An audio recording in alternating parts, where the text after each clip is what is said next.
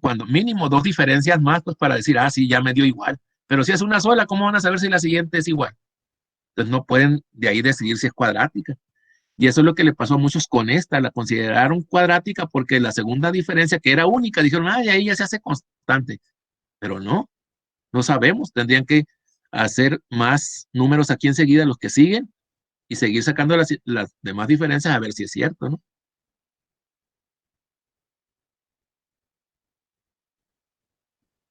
Bueno, pasamos al examen 2.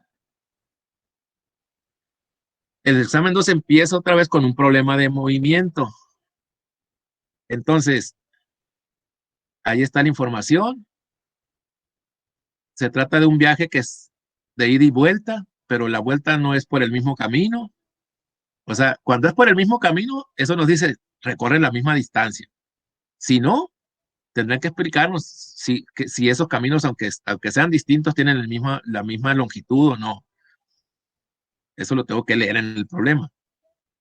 Entonces, me están preguntando cuál es la longitud de cada camino. O sea, cuál es la distancia que recorrería pues, por cada camino. Es distancia lo que me están preguntando. Entonces, le llamo D a esa incógnita. ¿Sí? Pero como hay dos distancias, entonces voy a especificar, ok, D va a ser la distancia de ida. Y entonces, como no conozco tiempos tampoco acá, o sea, estos 7.5 minutos no es ni el tiempo de ida ni el tiempo de regreso, es un tiempo de más. O sea, a un tiempo desconocido hay que sumarle esto para tener el tiempo de regreso. Y eso les pasa mucho. Por ejemplo, les dicen que un automóvil va a 15 kilómetros más cuando va de ida y que cuando viene de regreso. Y toman esas 15 millas por hora como si fuera la velocidad de ida. Entonces esa velocidad no es ni de ida ni de regreso, es la velocidad que lleva en exceso con respecto a, la, a la velocidad real, ya sea de ida o de regreso. Entonces no leen bien los problemas.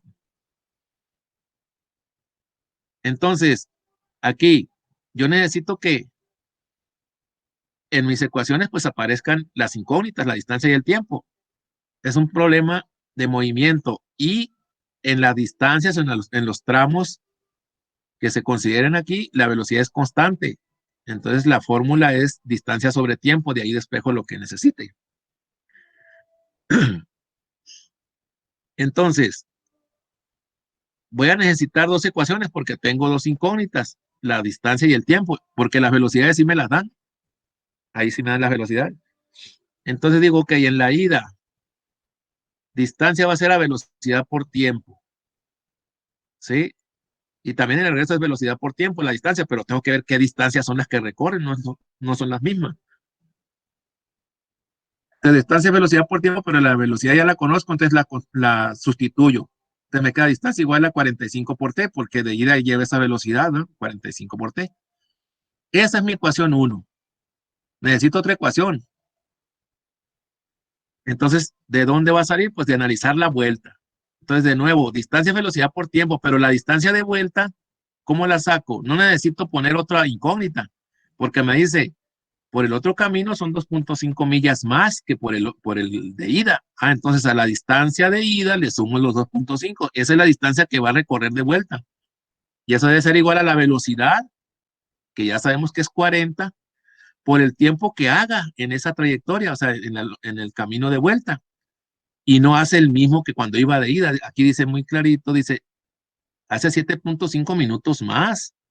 ¿Y de ida cuánto hizo? Pues T, ¿verdad? Hizo T horas.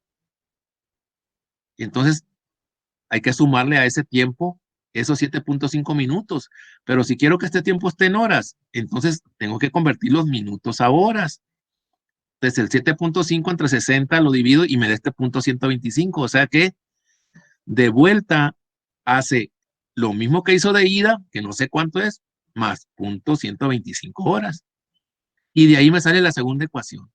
Y ya de aquí, pues, hay que resolverlo. Sustitución, igualación, lo que sea, ¿no? Como quieran, el método que ustedes quieran.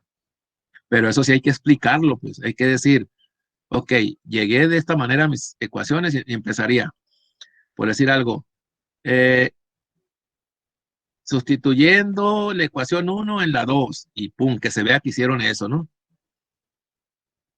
Y ya, y resolviendo, o sea, ya de ahí en adelante, todo lo demás se explica solo por el orden en que vayan haciendo el procedimiento. Nada más cuando vayan a saltar a otra cosa, hay que explicar cómo se van a ir a eso, o por qué razones tienen que hacer ese paso, etcétera. Y eso es lo que les falla a muchos, ir explicando el por qué. Hay un montón de operaciones ahí, pero no se sabe en base a qué las hicieron, ¿no?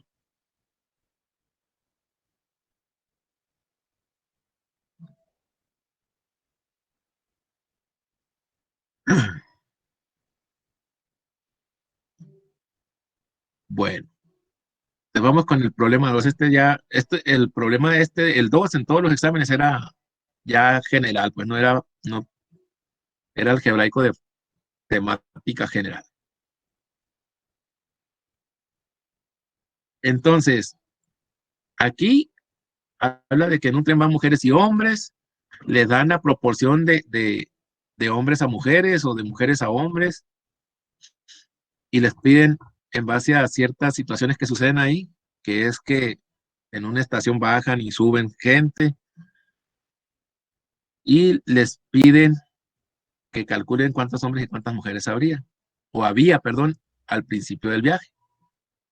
Entonces, esas son mis incógnitas. Le tengo que dar una literal. Entonces voy a poner M, número de mujeres que había al inicio, ¿no? O sea, cuando recién salió el tren. Y H, pues el número de hombres. Esas son mis incógnitas. Tengo que buscar entonces ecuaciones para poder poder encontrar lo que me están pidiendo. Entonces, empiezo. ¿Cómo puedo formar una ecuación con lo que me están diciendo? Aquí al principio está muy directa, ¿no? Dice, en un tren viajan 3/4 tantas mujeres como hombres hay en el tren. O sea, en otras palabras, las mujeres son las 3/4 partes de los hombres, ¿verdad? Entonces, ¿cómo le escribo eso? M igual a 3/4 de H, ¿sí? Entonces ya de aquí puedo usar, como ya está despejada aquí la M, la puedo usar, el 3/4 de H lo puedo usar como valor de M también y ya pudiera reducir a una incógnita cualquier otra que me den. ¿Y de dónde va a salir otra ecuación?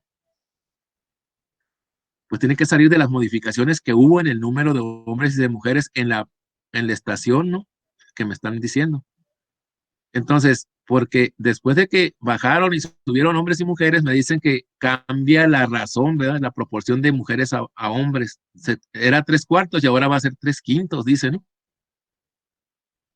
Y entonces tengo que saber cuántas mujeres hay después de la, de que el tren parte de la estación, de la primera estación. O sea, ya que se bajaron y subieron hombres y mujeres. Entonces digo, ok, había 3/4, o sea, ¿cuántas mujeres había al principio? Pues 3/4 de H, ¿verdad? ¿Cuántas va a haber después de que salga de la primera estación el tren? Pues si había 3/4 de H al principio, entonces digo, a ver, ¿qué pasó con las mujeres? Se bajaron 6, ¿verdad? Ah, pero se subieron 5. O sea que de manera neta va a haber una menos, ¿verdad? En el tren. Entonces, aquí es como si fuera M-1 el número de mujeres después de que se pasó ya la estación. Pero como M es 3/4 de H, de una vez la sustituyo para tener una sola incógnita, pues. Entonces, 3/4 de H eran las mujeres que salieron al principio, ¿no? Del viaje. Y después de la primera estación van 3/4 de H-1, porque se bajó una más de las que se subieron, pues. Entonces, esas son las mujeres después de la estación. Y los hombres, pues obviamente había H hombres, ¿no? Son los que había al principio. Pero, ¿qué pasó con los hombres? Se bajaron 8 y se subieron 12. O sea que después de que sale el tren de la primera estación, hay 4 hombres más. Entonces, H más 4 serían los hombres después de la primera estación. Ahora sí, ya tengo el número de mujeres después de la primera estación y el número de hombres. ¿Y qué me dicen? Ahora las mujeres son las 3/5 partes de los hombres. O sea, 3/4 de H menos 1, que son las mujeres, debe ser igual a 3/5 de los hombres, que son H más 4. Así. Y ahí está mi ecuación. Entonces, se fijan que aquí la única incógnita es la H. Hay que hacer todas las operaciones para resolver y sacar la H, que serían el número de hombres. ¿Sí? Y de ahí saco el número de mujeres.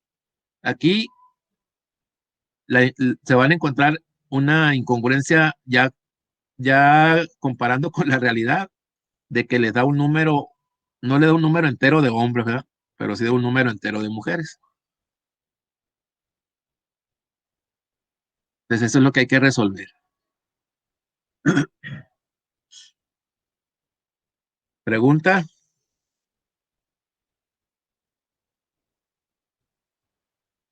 Una.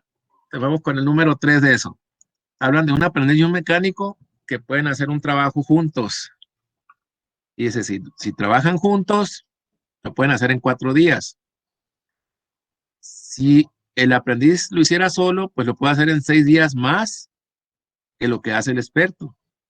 Fíjense, estos 6 días no son lo que tarda el aprendiz, son 6 días más en comparación con el experto. O sea, el aprendiz tarda lo que tarda el experto más 6 días.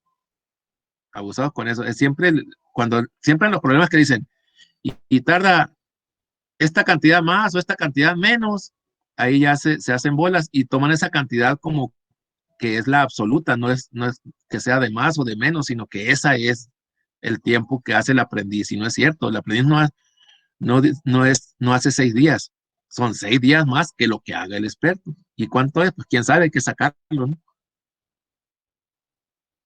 La pregunta es, ¿cuántos días le tomaría a cada uno hacer el trabajo por sí solo? Entonces, mi incógnita, tiempo que tarde el experto en hacerlo solo. Para alguien podría haber sido tiempo que tarde el aprendiz en hacerlo solo, o sea, cada quien lo escoge ahí. Y entonces, el tiempo que tarda el aprendiz sería T más 6, porque me están diciendo muy claro que son 6 más que lo que tarda el experto. Si mi tiempo hubiera sido el del aprendiz, entonces acá iba a ser T menos 6. Sería el tiempo que tarda el experto en hacerlo solo. O sea, hay que ver las relaciones. Con esos tiempos que tardan por sí solos en hacer el trabajo por sí solos, saco las fracciones de trabajo. Entonces me están diciendo aquí que trabajan juntos, o sea, al unísono, al mismo tiempo, ¿sí? Durante 4 días para completar el trabajo. Entonces, el tiempo trabajado para los dos es 4, ¿no?